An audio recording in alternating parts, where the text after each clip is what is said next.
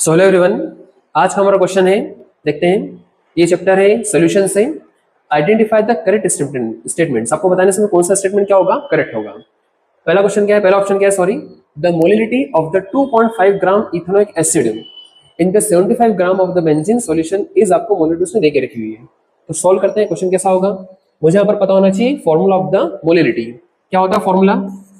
सो molality बराबर होता है वेट अपॉन में क्या होता है, मॉलिक्यूलर वेट या मॉलिक्यूलर मास मल्टीप्लाई मोलिलिटी है। तो मोलिलिटी क्या होगा, ये हो जाएगा हमारा मास ऑफ सॉल्वेंट। पूरी काय में होना चाहिए, हमेशा केजी में होना चाहिए। ओके, सो वैल्यू पुटअप करते हैं। क्वेश्चन में वेट आपको कितना दे रखा है, 2.5 ग्राम को वेट देके रखा हुआ है, तो यहाँ पुटअप कर देंगे कितना हम, ये हो जाएगा 2.5। ओके, आपको मोलर मास देके रखा हुआ है क्या, हाँ देके रखा है, कितना है 60। यहाँ पर क्या पुटअप कर देंगे, 60 हो जाएगा। मास ऑफ सॉल्वेंट कितना है, 75 ग्राम है, मुझे क्या में चाहिए, केजी में, तो क्या करेंगे 1000 से डिवाइड कर देंगे, तो ये हो जाएगा 75 और ऊपर क्या आ जाएगा 1000 आ जाएगा। ओके, इसे आप सॉल्व करेंगे तो आपका आंसर ये आएगा 0.556 आपका आंसर आएगा। आप सॉल्व करके देख लीजिएगा, तो आपका ए क्या है, करेक्ट है।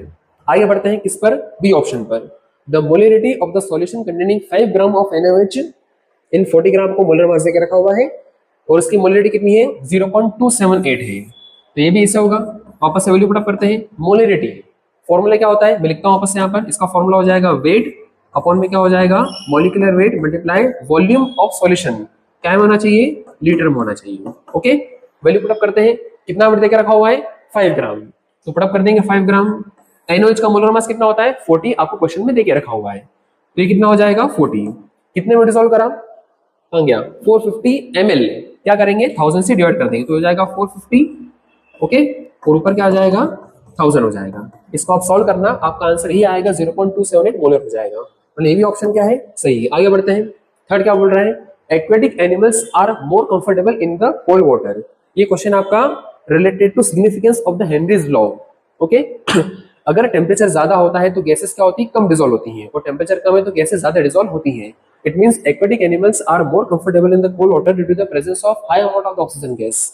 इट मींस सी ऑप्शन भी आपका क्या है, सही है। आगे बढ़ते हैं, डी ऑप्शन की बात करते हैं। The solubility of gas increases with decrease in the pressure, ये गलत है।